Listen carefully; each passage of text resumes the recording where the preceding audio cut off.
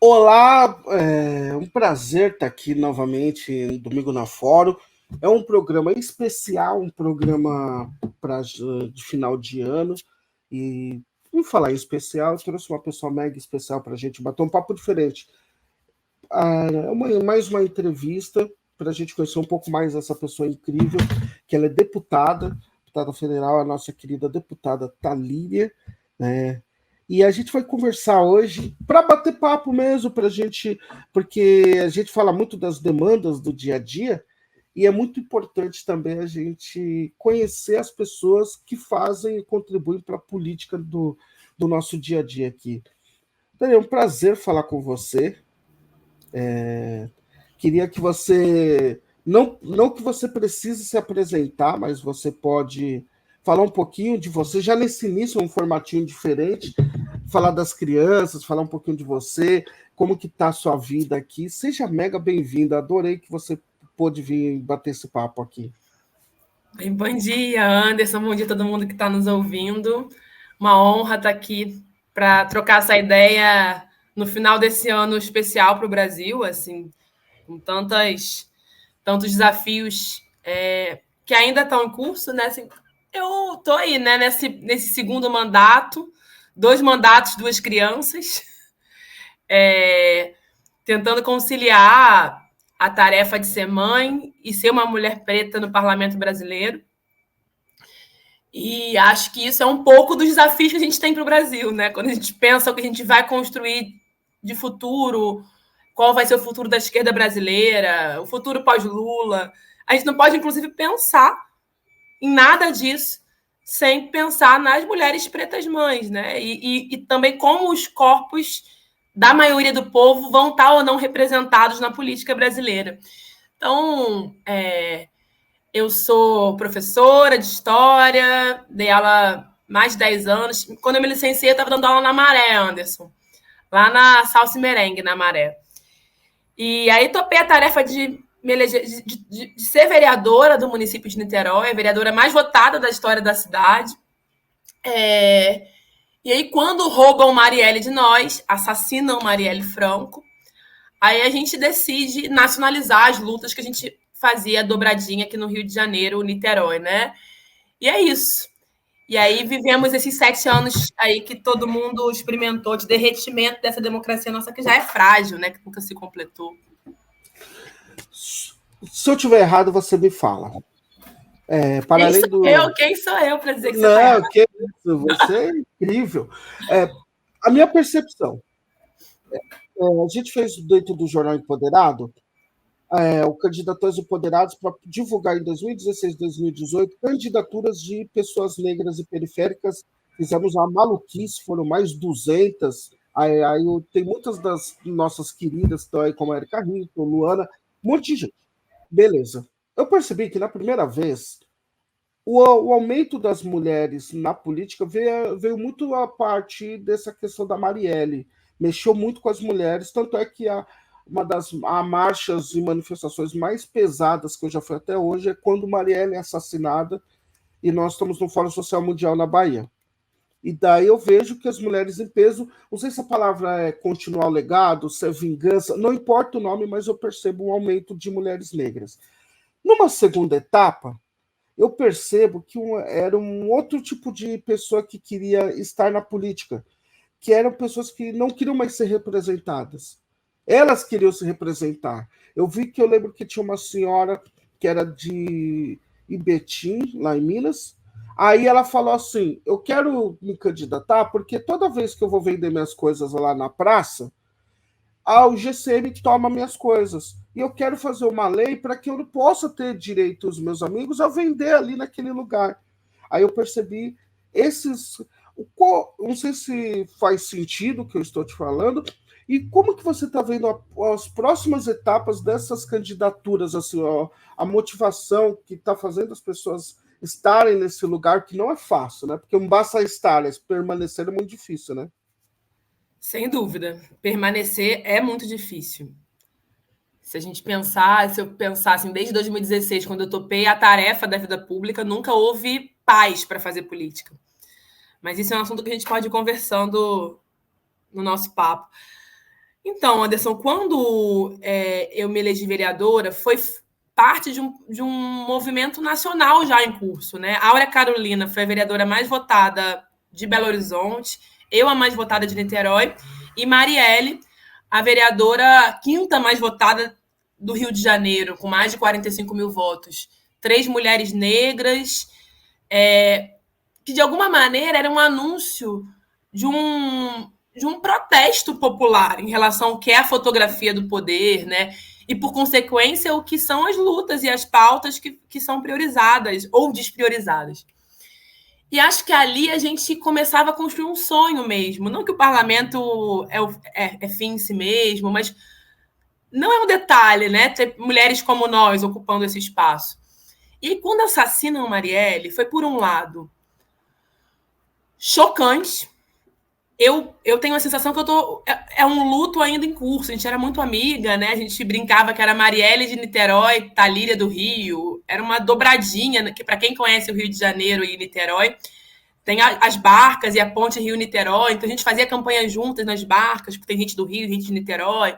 Então, e aí, por um lado, é isso. É um luto que segue pela não elucidação ainda do crime, porque isso foi uma fratura muito grande na democracia, mas, ao mesmo tempo, eu acho que é um pouco de raiva também. E a raiva, ela é mobilizadora, sabe? O desejo de justiça, porque foi o corpo de Marielle, mas quantos corpos todos os dias, dos nossos tombados, e a gente não tem tempo de vivenciar nenhum luto. Matam mais uma criança, matam mais um menino negro. Então, foi um pouco assim, isso que começou de uma maneira, posso dizer até assim, inocente, talvez, na candidatura de vereadora, virou uma urgência. E essa urgência, de alguma maneira, se espalhou pelo Brasil todo e aumentou o número de mulheres na política, negras na política, ou que estavam disponibilizando o seu corpo para a política significativamente. E acho que aí tem um segundo ciclo, que é, bom, agora a gente quebrou muro.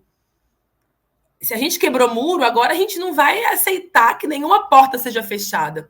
E aí, no meu caso, vem um segundo mandato. E veja, assim, a gente é sempre questionada. A gente é sempre... Não, você não está tão grande assim. Sabe o que eu ouvi de alguns camaradas, Anderson? Nessa eleição de agora, o fenômeno Marielle passou. Veja, o que foi uma execução brutal que marcou a democracia brasileira foi entendido como um fenômeno pontual que levou a minha eleição com 100 mil votos para deputada. Aí se esquece que já tinha sido a vereadora mais votada.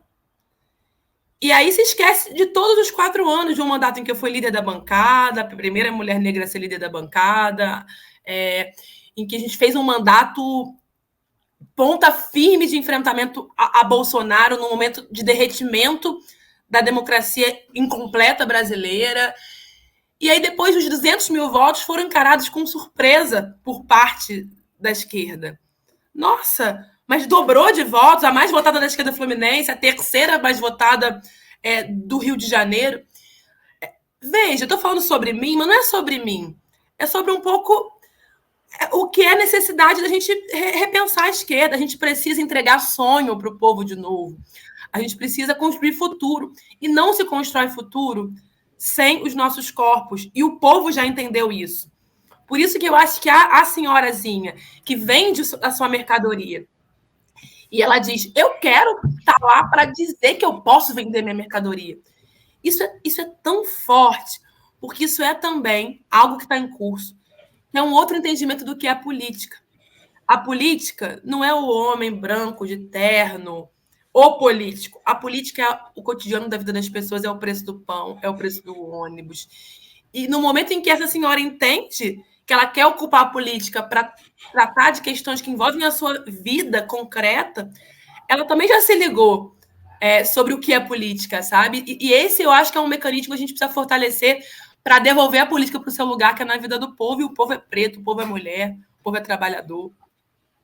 Enfim, estou trocando uma ideia com você aqui. Não, é para trocar ideia mesmo. O Rodrigo Viana veio no programa aqui eu participei também do Fórum Sindical com a Maria Fro, e ele falou algo interessante sobre a Argentina.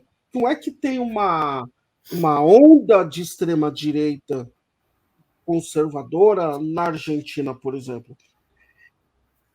Resumindo e simplificando muito, existe a necessidade do povo. E as pessoas que estão entrando no poder, elas não estão dando conta dessas necessidades que o mundo mudou. As necessidades da década de 60, 70, 90 é totalmente diferente das de hoje, que é muito rápido, a gente quer resposta muito rápida. E surge também essas figuras como Milei e Bolsonaro, também fruto, às vezes, da necessidade do povo, de forma torta ou não, é que tá sem paciência, né? Por exemplo, a gente vê no Rio a troca. A única coisa que eu gosto do Rio, que eu acho incrível, é o seguinte: eu amo o Rio de Janeiro, mas eu acho muito bom o Rio, porque é o seguinte: o parlamentar do Rio ele usa os mecanismos públicos que eles mesmos fazem, principalmente os presídios, né? Porque eu fico admirado, porque assim, quantos deles já passaram pelo sistema prisional? A única governadora que não foi presa no Rio foi Benedita da Silva. Isso! É isso, Agora né? Cláudio Castro está aí, né, na mira. Isso, é muito. Então, as necessidades, né, das pessoas é o comer o pão, mano. E a gente fala que, com muito, eu acho que às vezes se romantiza muito algumas questões, até no nosso campo, mas a gente precisa que algumas pessoas, apesar que eu tenho uma opinião, quem fala para voltar para a base é esse que tem que voltar, porque a gente não sai, a gente não tem nem esse direito, né? Não tem nem esse descanso de sair. As pessoas precisam comer. Então, vamos ter eleições municipais agora. E as pessoas têm as suas carências reais. Como que você está tratando, e junto com. E você está vendo o partido também, o pessoal está num momento também de muita disputa interna, e isso é partido político, né? É o que eu falo, gente, para quem chegou aí nessa brincadeira de política via mídia social, vocês não fazem ideia que é o chão de partido, sindicato, movimento estudantil. Isso faz parte do jogo mesmo. É assim. Como que você está lidando com isso? E outra, como que a comunicação, que para mim isso é muito importante, com o povão mesmo, assim, rádio comunitária, tem a Maré, eu acho a Maré incrível, a história do próprio Complexo da Maré, acho que tem uma história gigante ali dentro. Tem muitos comunicadores, né, de mídia dentro do Complexo da Maré. Como que você está vendo essa questão de fazer essa luta da narrativa também para esse pessoal que tem necessidades rápidas, né, de comer, de pagar o bujão de gás para ter. Não adianta, tem que ter a comida, mas tem que ter o bujão, e daí tem que pagar a conta de água, enfim. E outra, eu quero um Brasil que as pessoas parem de apenas viver, né? As pessoas elas têm o direito de ter lazer, né? A gente fala de comer 3 vezes ao dia, mas tem que ser mais do que isso, né? Eu queria que você fizesse esse balanço. Primeiro, 2024. Você começa falando das eleições municipais de 2024. É na cidade que a vida se realiza. Hoje eu estou deputada federal, sou pré-candidata a prefeita aqui de Niterói. Eu não tenho dúvidas que a eleição de 2024 vai ser um segundo turno, terceiro turno do que foi o processo eleitoral nacional. Porque, assim, a coisa não está boa para nós ainda, assim. Você sabe que eu comecei o meu ano parindo, né? Outro dia eu estava assim, meu Deus, estou exausta, não dei conta daquilo. Aí eu falei, meu Deus, tem que ver o que eu dei conta. Eu comecei o meu ano parindo. 9 de janeiro, meu filho mais novo nasceu um dia depois da tentativa de golpe, promovida pela extrema-direita. Eu brincava na campanha. Coitado, nossa, que horror. Olha a lembrança que ele vai ter. Você sabe que eu estava em trabalho de parto no dia 8 e parou o trabalho de parto, porque é muito hormonal, né? Quando eu olhei na televisão, eu falei, meu Deus, assim. E eu brincava na campanha eleitoral que meu filho ia nascer na primeira semana do governo Lula. Eu acho que foi exatamente na primeira semana, porque eu acho que começa ali, né? Ali foi o pós-8 de janeiro, foi o momento em que começou esse processo de reconstrução aos trancos e barrancos do Brasil. E aí, assim, tô começando a falar isso porque aí eu fiquei alguns meses de licença. E quando eu volto ali, com 4 meses do meu bebê, eu já volto direto para a CPI do MST. A CPI do MST, que foi a tentativa do último suspiro da extrema-direita, que foi derrotada porque nem sequer conseguiram votar o relatório. Fizeram uma CPI para tentar criminalizar o maior movimento social da América Latina. e a gente sai da CPI com o MST, no meu entendimento, mais fortalecido. O debate da reforma agrária voltou para a agenda nacional, a pressão pela reforma agrária, inclusive, o debate da soberania alimentar. Então, e os caras não conseguiram nem sequer votar um relatório. Mas a CPI existiu, foi instalada, e foram meses de dedicação do parlamento, e depois o governo teve que entrar no jogo para, de alguma maneira, mudar os membros da CPI.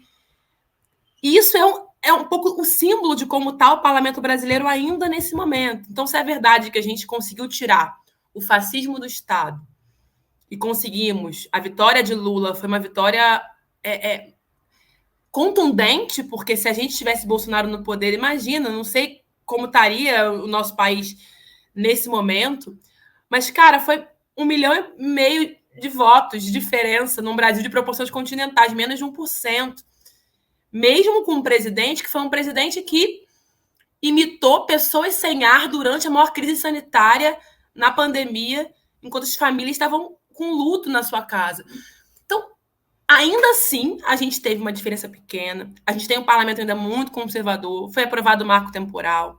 Veja, assim, no governo Lula, a gente tem um centrão muito empoderado e um centrão que tem fatias desse centrão dialogando muito com a extrema-direita, cedendo para a extrema-direita. Uma bancada ruralista organizada, uma bancada da bala organizada. Aprovamos, lamentavelmente, aumento para furto de celular, de pena para furto de celular para 10 anos. Até 10 anos. Veja, o que é isso? Aí cria tipo penal, aumenta a pena. Ainda temos um desafio muito grande de empoderar o que foi o programa eleito nas urnas. E a gente faz isso como? Se a gente tem minoria no parlamento. A gente faz isso empoderando o povo. Empoderando o povo. Não tem outro jeito da gente inverter o que é a lógica hoje do parlamento brasileiro, da política brasileira, em que ainda somos minoria. Um pouco isso que você falou, né? Elegeram Bolsonaro. O que é? Bolsonaro, de alguma maneira, apresentava uma radicalidade para esse povo. Bolsonaro apresentava sonho para o povo. Um sonho que a gente discorda, mas apresentava um sonho. Ele era visto como uma alternativa pelo povo. A esquerda brasileira precisa apresentar uma alternativa de futuro. Precisa ajudar o povo a voltar a sonhar, empoderar esse povo, sabe? É isso que, de alguma maneira, de fora para dentro, que a gente vai conseguir, no meu ponto de vista, inverter o que é essa maioria de uma esquerda, de uma direita tradicional, fisiológica, que se submete ao centrão, à extrema-direita muitas vezes. E as eleições municipais, comecei por isso e termino nisso, eu acho que elas têm um papel muito importante, porque ao mesmo tempo a gente ainda tem a tarefa de afastar o bolsonarismo, a gente tem mais de 500 grupos de extrema-direita organizados no Brasil, mas também precisamos apresentar futuro, construir sonho, sabe? Apresentar um Estado que pode cuidar das pessoas. Porque a gente teve vitória também, né? Assim, teve a bancada negra, a gente apresentou.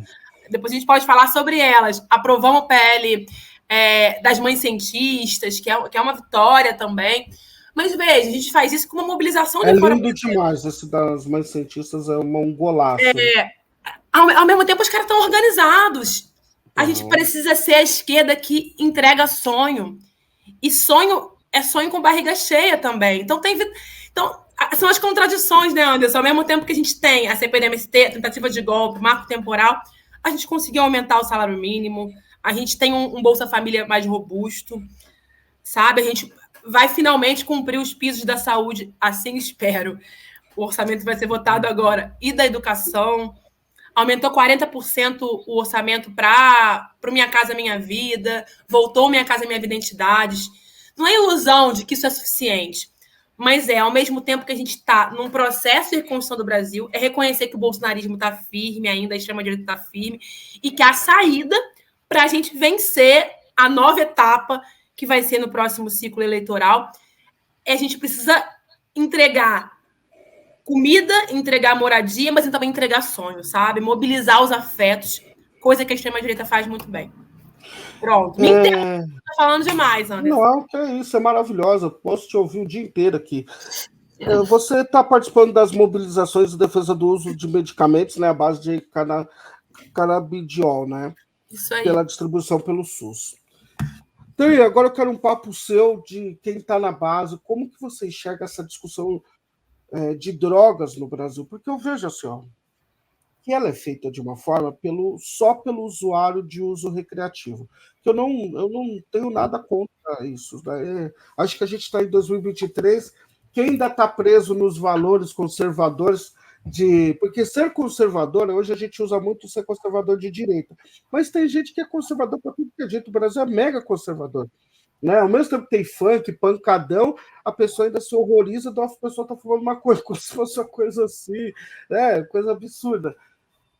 Tem muito da igreja, nem vamos entrar nisso, mas a questão ou é para entrar também, a discussão de droga, como que você vê, e num geral, como que você vê como isso afeta, porque a gente, no final das contas, para mim, eu nunca penso no cara que quer uso recreativo, que está na classe média, usando a droga dele, que ele manda... Eu penso numa forma geral, tem o Flávio Dino, antes de sair do ministério, o seu ministério recebeu pessoas que tratam a questão prisional, e a lei de combate a drogas faz parte disso. Aí você tem o tráfico de drogas, hoje você tem a milícia, você tem... E se você tira o menino hoje da droga, de não vender a droga no tráfico de drogas, o que se oferece? Eu queria que você fizesse um balanço, porque eu fico vendo a conversa sobre drogas de um lugar meio tipo o alto da montanha, eu analiso lá de cima, falo umas coisas superficiais. Só que as pessoas da vida real, como que você convence o menino que está com a metralhadora na mão? Que eu falo que é uma das coisas que eu posso ver 1000 vezes, mas eu nunca vou achar que isso é normal. O menino, Às vezes com a metralhadora maior que ele. Isso, eu ia falar isso. Ele fica encostado na parede, ele não. Enfim. Isso tudo faz parte do jogo, literalmente. Não dá para a gente discutir liberação da maconha ou da cocaína, do que você quiser, sem discutir tudo isso. Como que você vê? Isso é o centro do jogo, na verdade. O centro do jogo não é o direito do playboy fumar seu beck. Não pode ser. Não que eu não ache que é legítimo todo mundo fumar maconha, porque é uma planta. Mas não é sobre isso, sabe?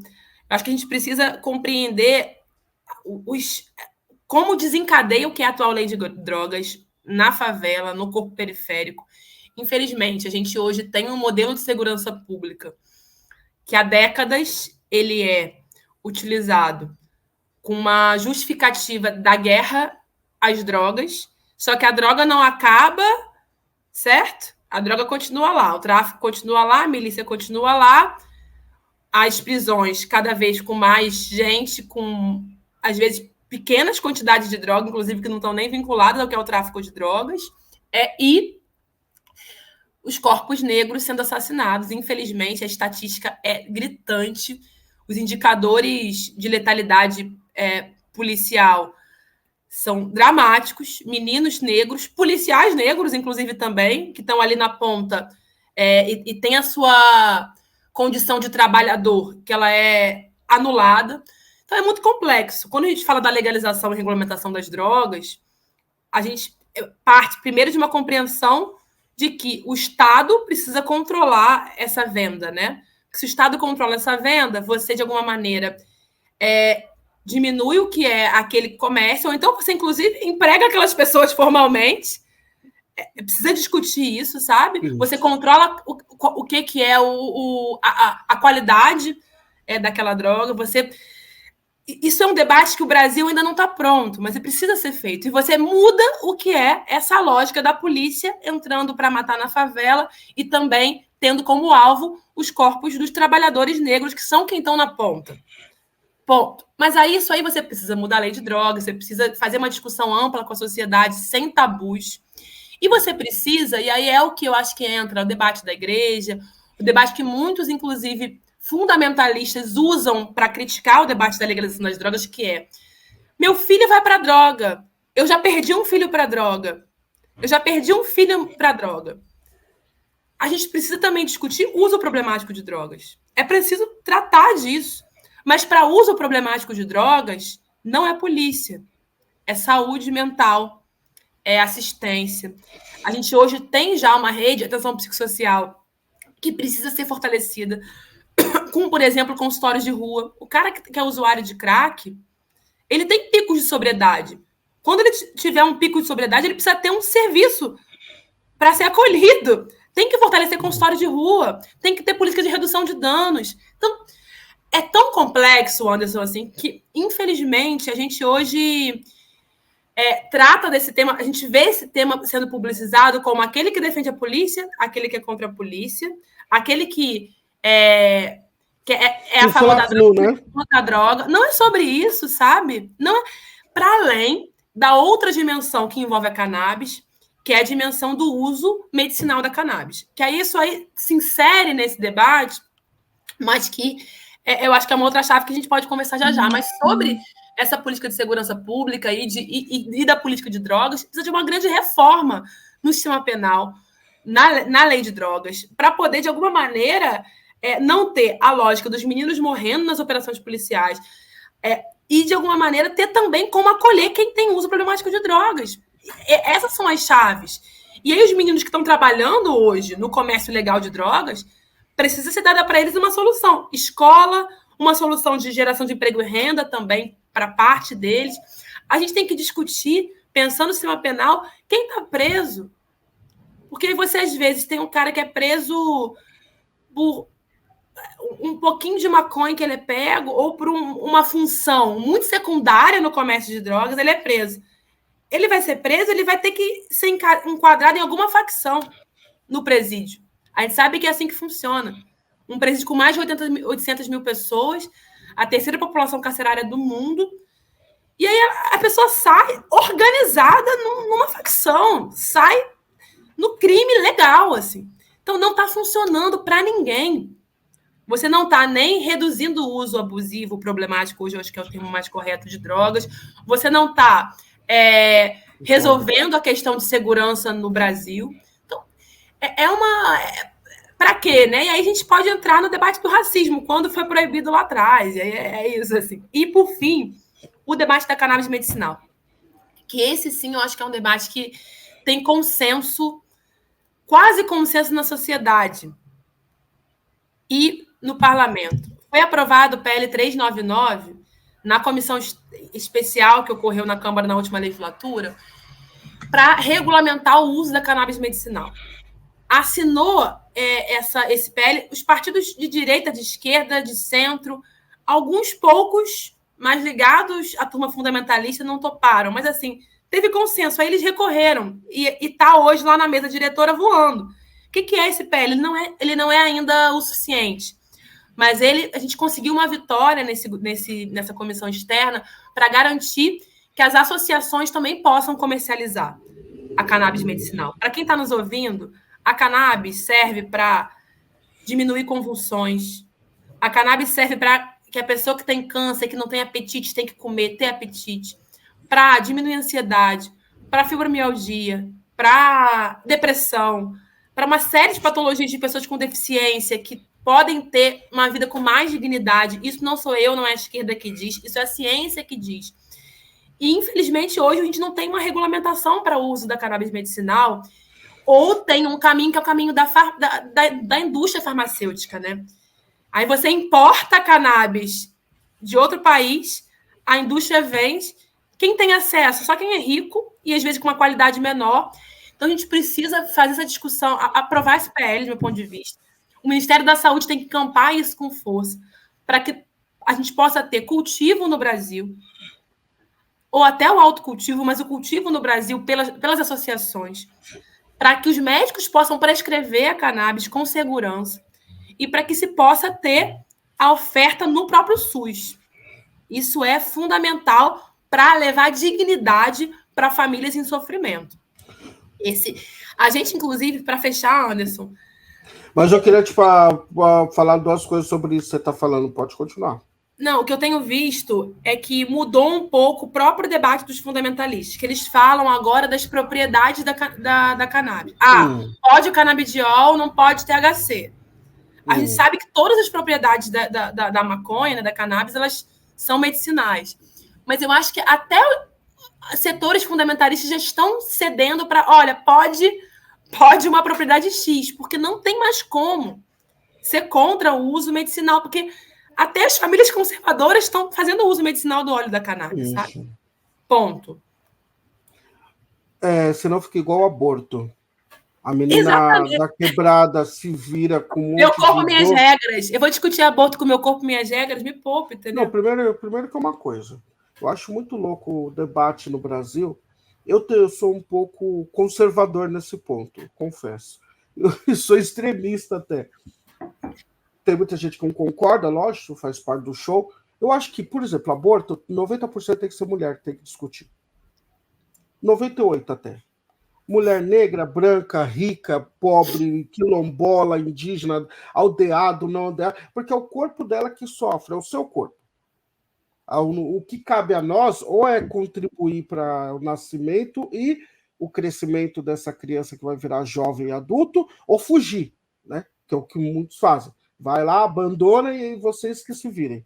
Então, essa discussão tem que partir sim pelas decisões que vocês acham cabíveis e cabe a nós aceitarmos, ajudarmos a melhorar aquilo que foi falado com vocês. É a mesma coisa da droga. Essa discussão da droga tem que ter o usuário recreativo? Tem que ter.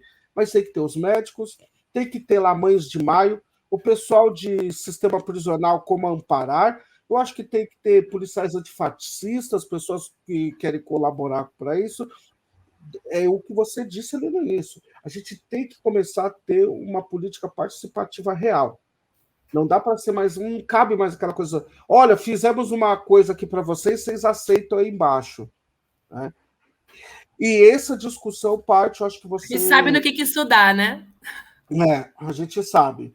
E acho que você falou assim, eles também estão. É porque eles estão dando uma sociedade. Mas uma coisa que me incomoda quando eu vejo gente progressista, não é que eu seja contra o capitalismo, porque a gente está dentro dele.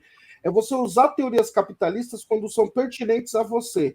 Eu já vi uma pessoa virar para mim e falar assim: olha, vai gerar muito emprego. Eu falei assim, gente, você está só falando que vai ter mais gente igual o Uber também gera emprego. É mais Uber, é mais trabalhadora doméstica. A fábrica da Philips Bosch, seja qual for dessas empresas, vai trocar o produto, porque para o grande empresário, igual a gente viu lá o cara lá da Americanas, ele tem um monte de empresa de tudo que é tipo. Agora ele só vai ter uma empresa que põe na caixinha lá o THC e vai vender na farmácia a R$6. Isso interessa para os caras, para os bilionários. A gente não pode entrar nesse lugar. O que a gente tem que entrar, por exemplo, o cultivo e a distribuição por pequenos agricultores, pelo MST, por quem já faz distribuição de comida orgânica, como livros do Guilherme Prado, do próprio PSOL. Então, acho que tem que ser nesse lugar que é a discussão. Aí eu concordo. Olha, a gente vai pegar o teste nesse ano, vamos pegar aqui esses 5 produtores que têm uma visão humanizada e vamos começar a pensar, vamos fazer um teste aqui em Niterói primeiro, ou então em Campinas, ou então numa região. Você sabe, Anderson, me permita assim, aqui em Niterói tem uma associação que é a Abra Rio. Tá. Queria até falar da Marilene. Marilene hoje é a presidenta da Abra Rio. O filho dela, ela fundou a associação quando o filho tinha 60 convulsões por dia, o Lucas.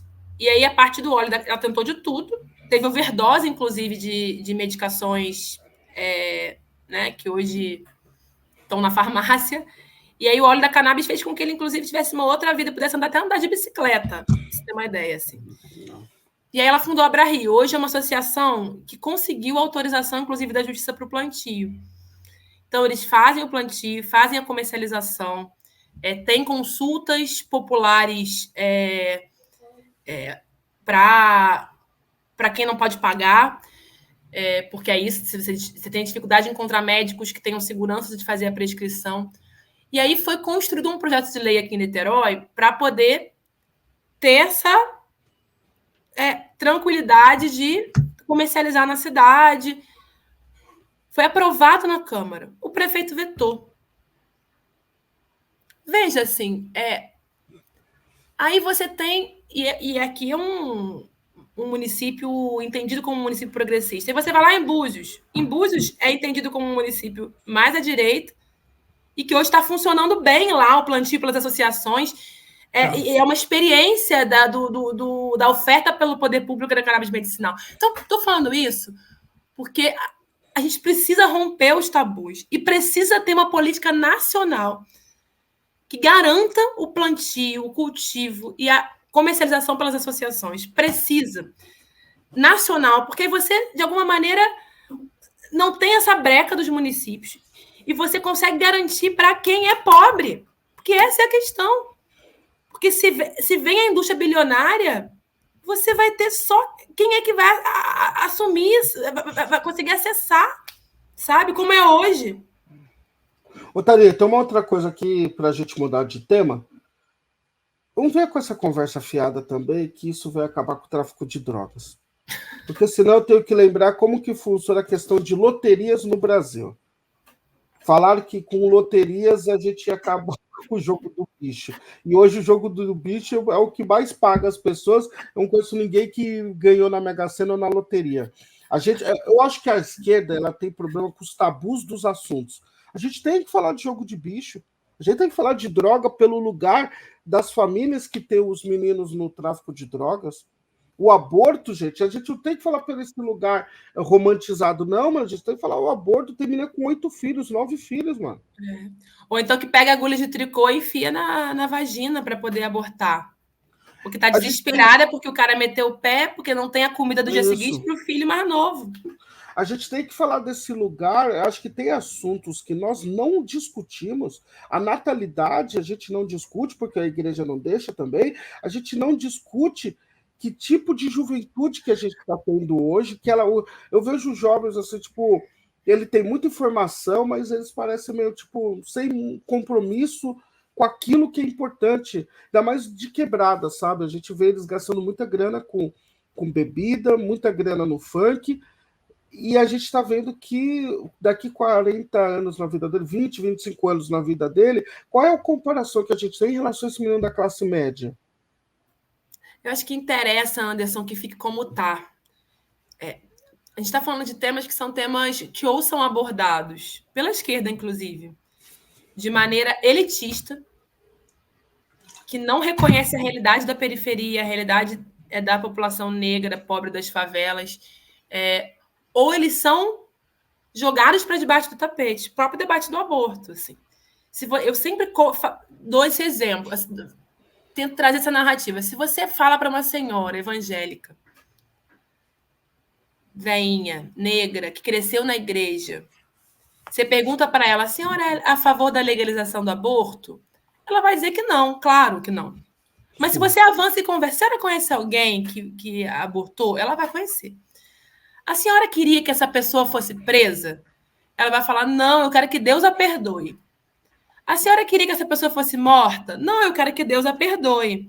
Se essa pessoa estiver sangrando, que pode ser a irmã dela, pode ser a tia, a filha, ou ela mesma, a senhora acha que o postinho ali tem que atender o hospital, tem que atender essa pessoa? Ela vai falar que sim. Porque essa senhora, ela não sabe, ela não quer o mal da pessoa que abortou, ela só acha que está errado.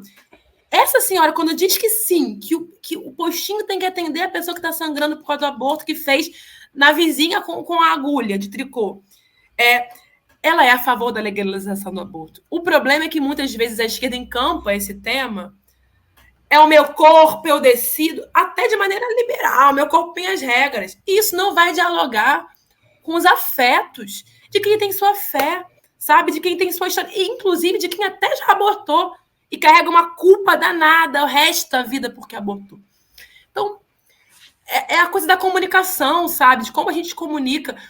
E a gente fala onde nossos pés pisam também. E se a gente não pisa, a gente tem que abrir o ouvido e ouve antes de falar, sabe?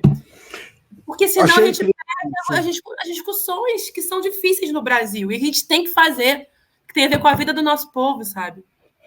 Você falou uma coisa aqui, que entre outro tema que eu nunca vejo a gente conversado mesmo no nosso campo, que é sobre as pessoas mais velhas. É fácil você dizer, é igual criar um filho. Eu lembro que eu assisti uma vez os Simpsons, o Homer falou: Nossa, as melhores dicas de filhos é de quem não tem filho. É fazer uma sátira, né? É fácil falar daquilo que não é você que vai ficar à noite cuidando. A gente não fala das pessoas da melhor idade, por exemplo. Não, o quantos são pais, avós, tios vão para casas de repouso e as famílias se culpam. Só que só para quem já teve um ente com esclerose, por exemplo, com Alzheimer, como eu tive meu avô, sabe, imagina a situação, a minha mãe cuidando do meu avô, ele tendo convulsões, com 3 crianças pequenas, não tendo dinheiro para ter cuidadora, porque esse lugar que a gente está falando, no dia que ela precisou e decidiu pôr ele numa casa de repouso, minha mãe se culpa até hoje como se o falecimento dele tivesse a ver com essa decisão dela. E era um lugar incrível, maravilhoso. Não era aquilo que você. Não, gente, tem lugar sério. Só que a pessoa se culpa no nível e ninguém abraça ela e fala assim: não, fica tranquilo, isso daí faz parte da vida. Você não é enfermeira, você tem filhos pequenos para lidar com isso. A gente não conversa sobre isso também. Esse é um assunto fundamental, assim, que inclusive a gente tem priorizado muito no nosso mandato, que é a política de cuidado. Quem cuida de quem cuida? Todo mundo precisa de cuidado em algum momento da vida. Em especial quando é bebê, ou quando fica idoso, e as pessoas com deficiência. Mas ao longo de toda a vida, as pessoas precisam ser cuidadas. Isso. E cuidado é um direito humano.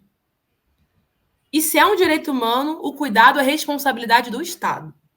Mas hoje, o cuidado, ele está, infelizmente, nas mãos das mulheres brasileiras, em especial das mulheres pobres brasileiras. Por quê?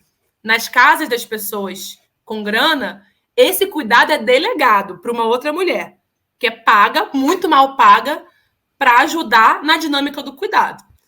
Então, a gente precisa, acho que, primeiro de tudo, visibilizar esse tema. A esquerda precisa se apropriar desse tema. Segundo, garantir que o Estado se responsabilize pelo cuidado. Se corresponsabilize pelo cuidado. E eu acho que são 3 esferas, que é valorizar os profissionais do cuidado, sabe, Anderson? Assim, demorou quanto tempo para a trabalhadora doméstica ter direito trabalhista, direito a férias? E mesmo assim as diaristas não tem nada. As cuidadoras que não têm seu trabalho regulamentado. As profissionais de cuidado, enfermeiras, técnicas de enfermagem, auxiliares de enfermagem, que são mulheres negras em geral, das periferias. Tudo isso é desvalorizado. Então precisa se valorizar. Todo mundo precisa de cuidado. Tem que se valorizar as trabalhadoras do cuidado. Segundo, a gente precisa discutir o cuidado não remunerado. E para essas mães, essas filhas, você falou da sua mãe que cuidava dos filhos, tinha que cuidar do pai, e quem cuida dela? O que faz? O que faz, assim? A gente precisa pensar tanto assim na aposentadoria dessas mulheres que largam tudo para cuidar dos seus entes, no compartilhamento de cuidados e no poder público ofertando cuidado, lavanderias públicas, cozinhas públicas, centros-dia para pessoas idosas. Precisa ter equipamentos, creche noturna, sabe? Veja, creche noturna. Espaços coruja, como foi um PL da Marielle Franco. Então, a gente precisa ter o poder público se apropriando do cuidado. E a gente precisa cuidar de quem cuida também, assim, essa dimensão de quem cuida que está... E esse é um tema que a gente está hoje. Aí eu preciso dizer, assim, nessa pegada de reconstrução do Brasil, assim, a gente tem hoje uma secretaria... Que é o seu PL, né? Você está tratando disso no seu PL, 2757, né? 27. A gente tem um PL para que as mães que saem do mercado de trabalho para cuidar dos seus filhos, elas possam ter direito a se aposentar, tem esse tempo de cuidado com as crianças contabilizado para fins de aposentadoria, mas tem PL super interessante também tramitando na Câmara. Tem um da deputada Luziane, do PT, que ele propõe que no PIB se contabilize o trabalho do cuidado. Que hoje, para o PIB, a gente não tem essa conta, sabe?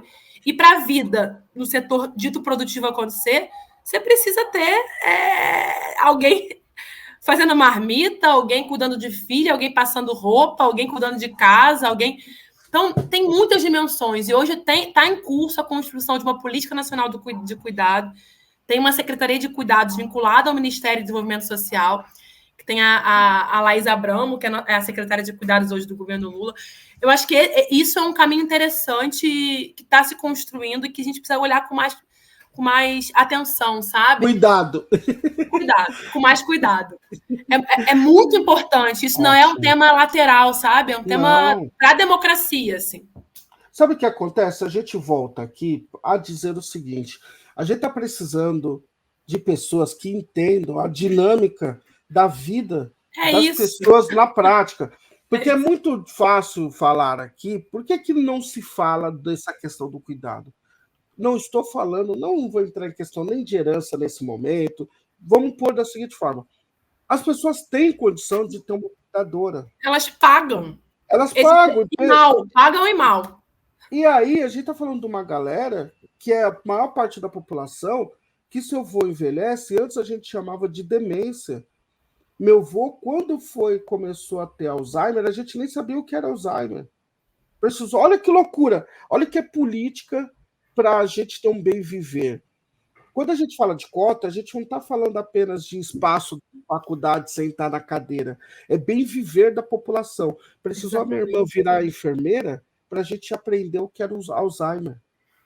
Só que quando foi aprender o Alzheimer, se você não trata disso, ele vai virar degenerativo e enfim. Então, as famílias que têm advogados, médicos, jornalistas, a qualidade sobe muito. E é o que sempre nos faltou. Isso que eles não entendem. Quando a gente está falando desse cuidado, é isso. Total. É ter uma pessoa que entenda nessa família que é enfermeira e fala: nós vamos fazer esse tratamento, porque eu estudei isso, eu sou médica, então vai dar uma qualidade de vida. Mas como ainda não é uma realidade de todas as famílias, a gente precisa de políticas públicas que garantam essa sanidade mental que foi retirada, por exemplo, da minha mãe, de achar culpa onde não tinha culpa. É igual e tem um recorte racial de gênero aí, classe, raça e gênero explícito. Quando não se tem uma política pública de cuidado, quem se lasca é a população pobre brasileira, são as mulheres negras brasileiras. Ponto. Ô, Thalira, eu ficaria com você aqui 10 horas, você é incrível, eu adoro você.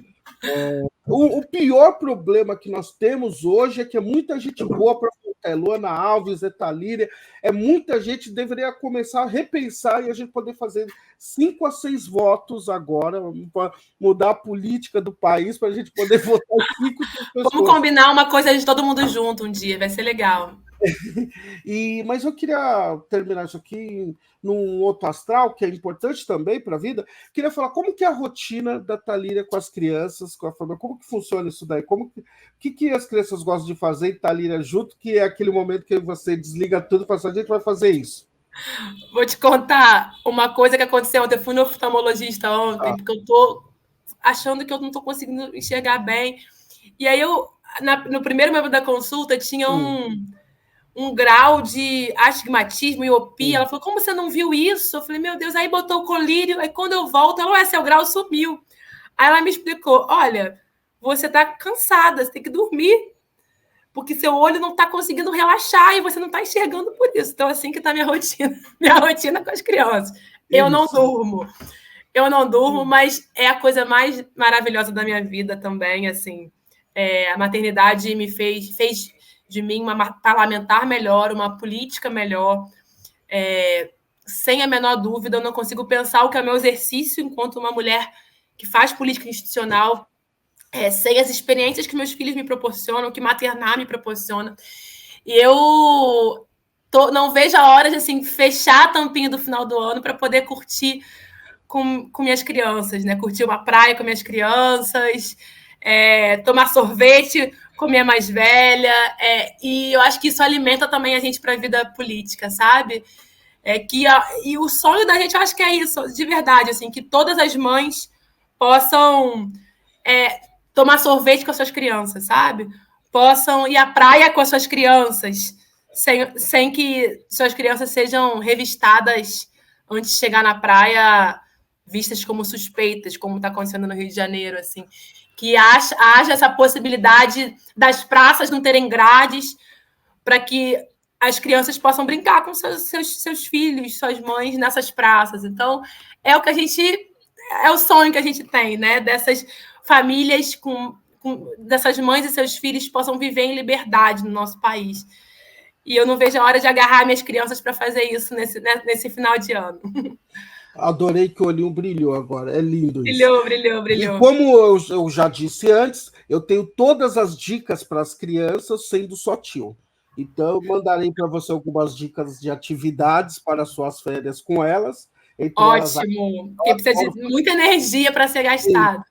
Não, isso, tem caixa sensorial, até porque minha companheira é professora da primeira infância, então eu sou aquele que contribui junto, vou lá para o mato. Manda mesmo, aí eu vou te cobrar no WhatsApp. Corto o dedo no estilete porque eu estou fazendo um castelo para sobrinho. Olha, maquete para as crianças, é uma confusão. Então, se eu precisar de um Vale Night, vou te ligar, então, hein? Fica tranquila, 24 horas. Eu tenho uma larga experiência como tio. É um prazer, muito bom, assim, eu torço que o seu 2024 seja de muito isso, sabe? A gente tem que endurecer, mas sem perder a ternura, como eu te falava, né? A gente precisa, até porque muita gente precisa da gente. Para o bem ou para o mal, a gente acaba levando nas costas muitas pessoas que precisam que a gente esteja bem, com saúde mental. E pode ter certeza que, quando eles crescerem, o orgulho vai ser muito grande, né? Porque eu falo muito isso.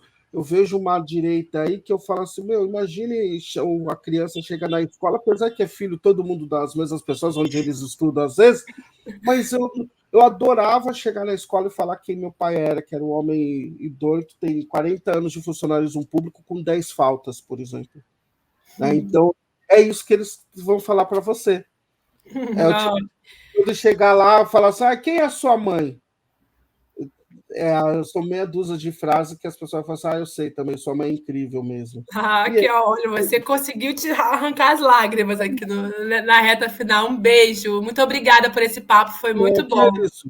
A gente tem que, até porque eu falo muito disso, passamos 6 anos nas trevas e temos que valorizar as pessoas que são boas e fazem coisas boas para esse país. A gente tem que começar a nomear quem são as pessoas que querem o bem do Brasil. E você é uma delas. Tamo junto, você também. Eu queria aproveitar nesse finalzinho aqui, agradecendo aqui a todo mundo que acompanhou esse ano, mais um ano aqui na Fórum.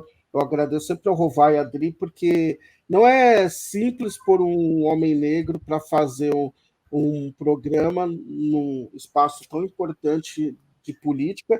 E eu queria aproveitar também, além de agradecer ao Rovai e a Adri, a todo mundo da Fórum, eu queria pedir um favorzinho para quem puder, é uma coisa mais pessoal dentro do Jornal Empoderado.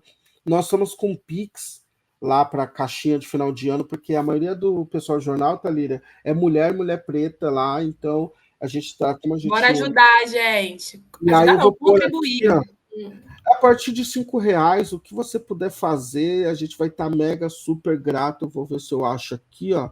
Eu peguei ele aqui, eu não sei... É que assim, sabe, quando a gente faz uma coisa, ele só funciona enquanto é só você falar assim, agora eu vou pôr no ar, aí você não acha mais, ele some. Né? É esse que está aqui em cima, pix@revistaforum.com. Não, esse aqui, ó. Deixa eu ver se eu consigo fazer agora. Vou pegar aqui o WhatsApp mesmo, tá? Enfim. Esse aqui, ó. Quem puder ajudar, dar uma força. A partir de R$5, deixa eu pôr aqui, ó. A partir de 5, quem puder. Cadê? Tem que achar uma agora versão. Saiu de novo. Foi. Sair. É esse aqui, ó. Quem puder ajudar, eu agradeço de coração. Tem o nosso Pix aí. Pode ter certeza que vai ajudar uma galera muito legal que trabalha todo dia, porque fazer mídia alternativa e mídia alternativa preta é muito difícil, gente. Vocês não fazem ideia o quão difícil é. E quem puder contribuir aí, a gente agradece, porque... E quem está também no Instagram do Jornal Empoderado lá, É isso. A gente está aí nessa luta diária para que a gente construa um Brasil mais humano, né? A gente só quer paz. E outra, nos deixe em paz para nosso 8, 10, 15 de janeiro a gente não ter surpresas desagradáveis. A gente merece paz. 15 diazinhos, por favor. Pelo amor de Deus, a gente só quer. Porque sabe quando você está entrando no sono profundo? Foi o que apareceu para mim. Parecia isso. Na hora que eu entro no sono profundo, eles apareceram. Gente, dê paz, sumam, entende? Eu já estou numa fase que eu não quero nem cadeia para ninguém. Se todo mundo for para os Estados Unidos, já fico feliz. Apesar que o Trump vem com essa palhaçada que se ele ganhar, ele falou que vai deportar todo mundo. Não deporta, não. Deporta, não. Deixa todo mundo aí. Deixa todo mundo aí. Apesar que eu acho que o Trump nem vai poder. O Colorado já falou que não quer que ele não pode se eleger dado aos eventos do Capitólio. Não, olha, eu vou te falar, o mundo tá uma loucura. Daria 1000 beijos, muito obrigado por tudo. Beijo, feliz Foi ano ótimo. novo 2024 de lutas para nós e de alegria também. Para nós. Beijo para todo Obrigado mundo que está nos assistindo. e beijo para as crianças. Tá bom. Aí, Beijo. beijo. Agora eu só vou. Peraí, só um instante. Foi.